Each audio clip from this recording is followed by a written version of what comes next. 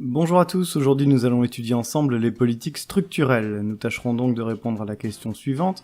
Par quels moyens faire évoluer l'économie d'un pays à long terme ? Il faudra d'abord observer l'influence de ces politiques sur l'économie, pour ensuite comprendre leur mise en œuvre. Voyons donc comment une politique structurelle influence l'activité économique.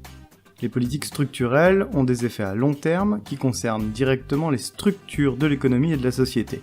Comment fonctionnent-elles et quels sont leurs effets ? Tout d'abord, voyons le fonctionnement des politiques structurelles. Il existe de nombreuses politiques différentes, chacune ayant des objectifs différents et mettant en œuvre des moyens particuliers. Prenons quelques exemples. La politique agricole a pour objectif de générer un secteur agricole productif et soucieux de la préservation de l'environnement. Les moyens mis en œuvre pour atteindre ces objectifs peuvent être des subventions aux agriculteurs en général, ou seulement à certains agriculteurs, bio par exemple. Ou encore la mise en place de quotas pour réguler le prix ou la quantité de produits en circulation. Concrètement, la PAC, la politique agricole commune, au niveau européen, s'inscrit tout à fait dans cette finalité. Deuxième exemple, la politique industrielle. Elle cherche à favoriser la compétitivité et ou orienter certaines activités vers des domaines plus productifs. Ces moyens sont les subventions ou les réorientations industrielles en favorisant tel ou tel secteur au détriment des autres. On peut penser en France au soutien à l'aéronautique, fleuron de l'industrie Made in France. Troisième exemple pour finir, la politique de réglementation. Elle a pour but de favoriser la compétitivité d'un secteur. Ses moyens sont les normes, les règles, les lois, en somme le droit. On peut donc penser au droit du travail, droit des sociétés, droit de la concurrence. Les exemples sont donc nombreux. La loi sur les 35 heures, ou plus récemment on peut penser aux ordonnances Macron.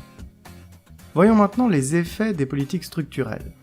Le contexte mondial est marqué par des crises successives et importantes, de la finance et des dettes souveraines par exemple, qui ont provoqué un ralentissement général de la croissance dans les pays développés, mais aussi dans les pays en développement.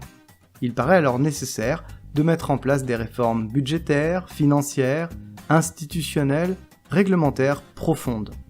Les politiques structurelles ont pour vocation de corriger les problèmes économiques importants avec pour finalité l'amélioration de l'efficience de l'appareil productif et le maintien des performances économiques.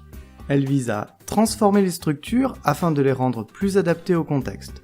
Elles agissent sur les structures de l'économie, la production, la répartition des richesses, influencent les comportements des agents économiques. Elles visent à restructurer l'appareil productif et à mettre en place des outils de protection sociale pour ainsi réduire les inégalités. Maintenant que nous avons compris l'influence de ces politiques, voyons comment elles sont mises en œuvre. Nous constaterons ici deux niveaux. Nos économies étant fortement interconnectées, des politiques qui visent de profonds changements se doivent d'être menées au niveau national, mais évidemment au niveau européen. Les économies nationales connaissent des forces ou des faiblesses concurrentielles. Ainsi, la France possède certaines forces concurrentielles, des secteurs à forte intensité technologique, par exemple la défense, l'aéronautique, le nucléaire, et aussi un modèle social développé, un niveau élevé d'éducation, la sécurité sociale, un faible niveau d'inégalité de revenus. Des politiques structurelles nationales doivent donc être mises en œuvre pour améliorer la compétitivité nationale. Par ailleurs, le contexte de forte pression sur les finances publiques justifie d'autant plus la nécessité de mettre en place des réformes structurelles pour transformer les outils économiques et sociaux. On distingue trois catégories de réformes aux effets divers. D'abord, optimiser la concurrence sur le marché des biens et services grâce à l'assouplissement de contraintes administratives qui doit favoriser la souplesse des entreprises et donc les avantages concurrentiels. Deuxièmement, améliorer le fonctionnement du marché du travail grâce à des mesures de réduction du coût du travail, de formation professionnelle, permanente et d'apprentissage qui devraient permettre d'assouplir le marché de l'emploi et de favoriser l'embauche et la réduction des coûts.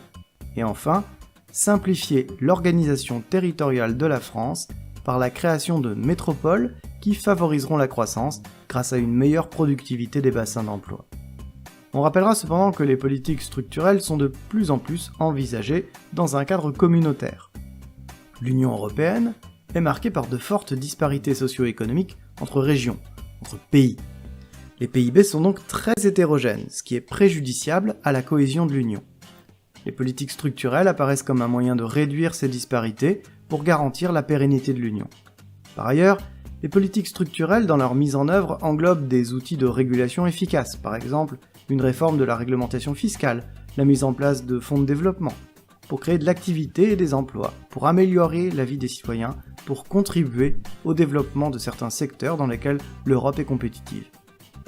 Pour financer les politiques structurelles, la Commission européenne a créé des instruments financiers appelés les fonds structurels, comme le FEDER, le FSE, le FEOGA ou l'IFOP.